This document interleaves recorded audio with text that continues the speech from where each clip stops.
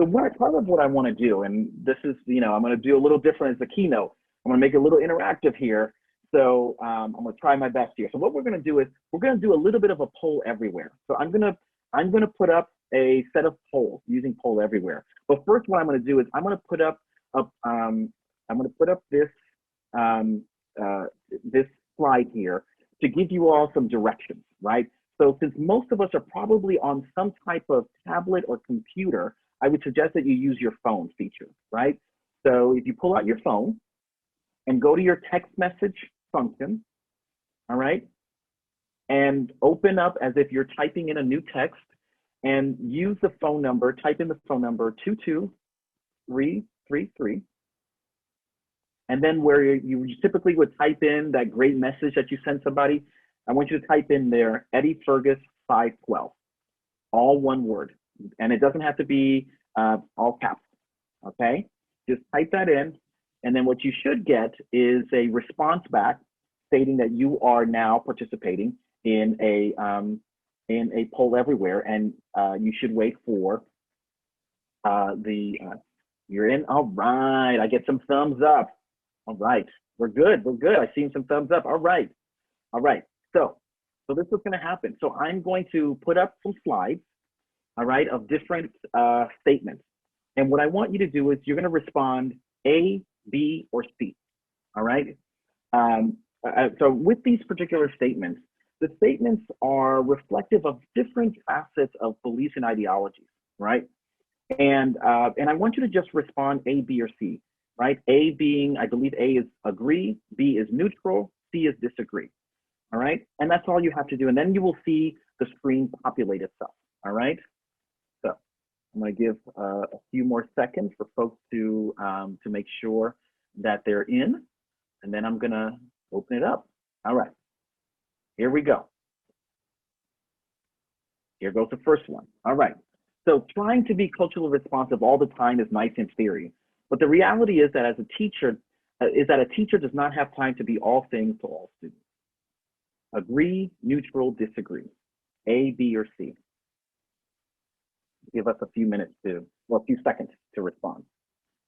We're going to go to the next one. We're going to do about 3 of these, and then we're going to move into some breakout rooms to talk about what are some of the patterns that we saw in these particular sort of responses.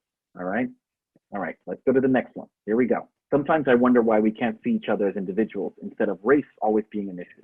All right, I believe racist incidents occur, but I'm not convinced there is institutionalized racism. Agree, neutral, disagree. And then I lied, there's one more. And I swear to be the last one, then we're going into some breakout rooms. Eddie, are you able to hear me? Yes. I'm just monitoring the chat, and some of our participants are having some issues getting into your poll, but there was one participant was wondering if you could show questions 1 and 2 one more time. Oh, of course, yes.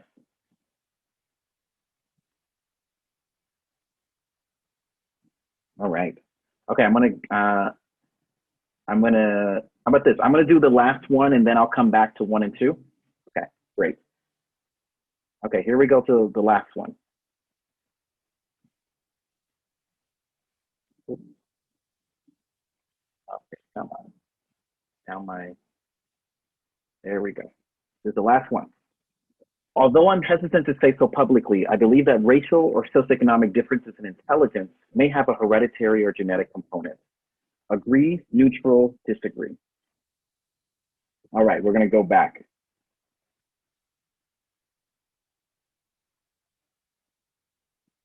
Okay, here's the first one. For those who didn't get a chance to chime in on this first one.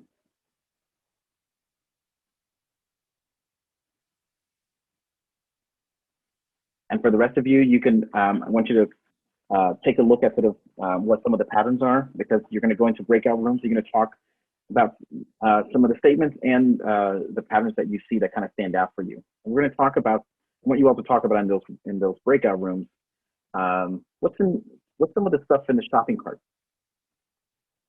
that this demonstrates for us.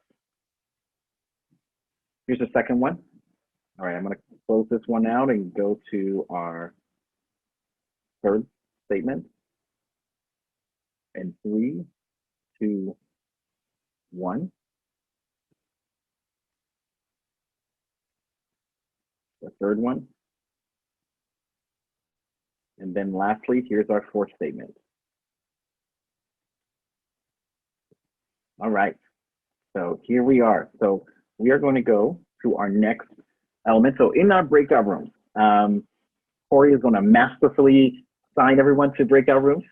And in those breakout rooms, what I'd like for you all to do is to consider what are the range of perspectives that stand out for you, right? As you saw in each of the statements, right? The first one is around cultural responsiveness is good in theory, but it's hard for teachers to be all things to all kids. The second one is around race being, why race always has to be an issue.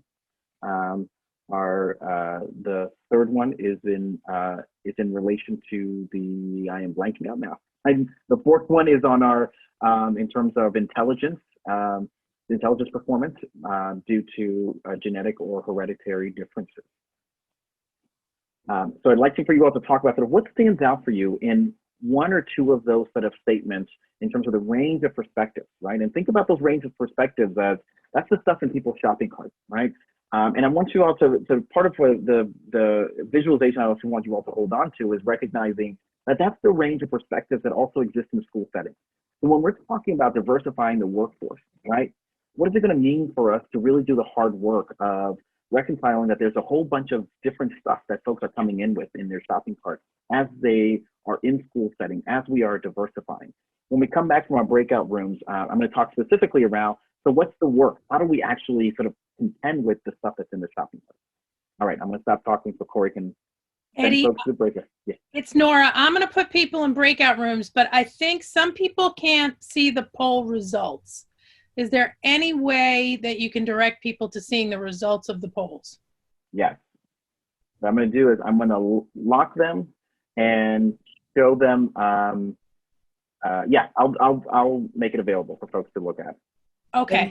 And then I'm going to add, do you want to give us a time frame? Yes, that's the last thing I was going to say. Yes. So I was going to give us, I think in terms of timing, let's do about 10 minutes in our breakout rooms. I think that's what we had talked about. Yep. Okay. So I am about to put people in breakout rooms, about 5 people per room. Let's use since we're all here in this chat room, let's actually use the chat feature.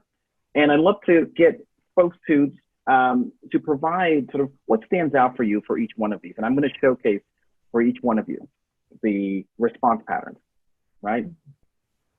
So here's one, and we can see these, right? I'll take a thumbs up. Yes, okay, great.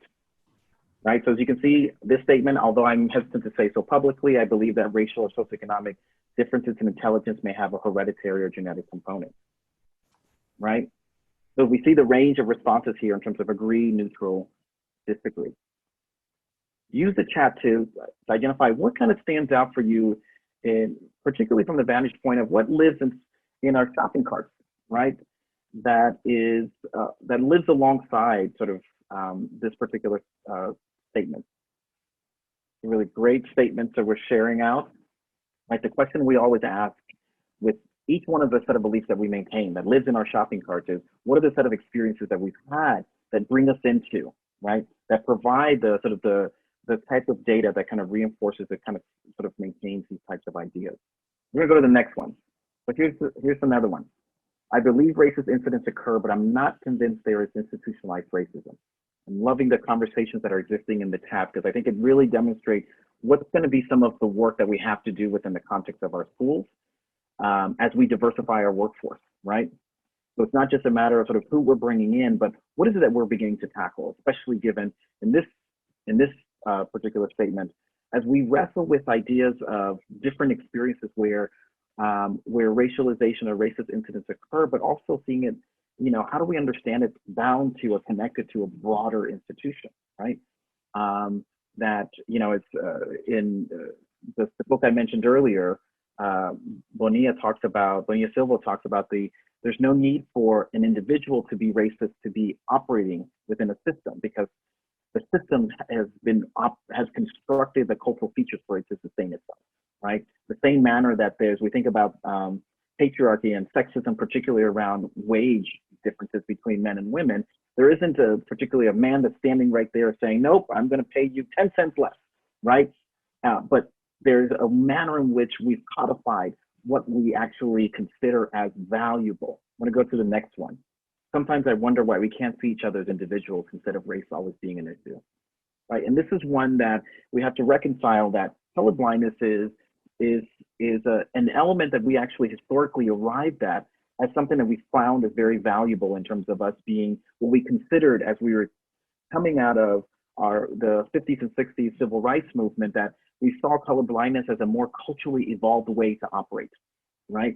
And we saw that sort of not seeing these things or not paying attention to is going to be better for us, because we spent so many hundreds of years utilizing race as a particular marker of making decisions, right? And determining who gets home, who gets which type of schooling experience, and so forth, right? That for us to move, this is probably one of the elements of beliefs that sits in everyone's shopping cart on some level, and is one that we have to really sort of contend with, right? Because colorblindness prevents us from actually seeing the differences that we have as actual assets. And then lastly, and I know that there's a great deal of movement within our educational sphere to really think about cultural responsiveness, right? And what it necessarily means for us to do this, right? Often I get so often from school districts, so just tell me what's on the list.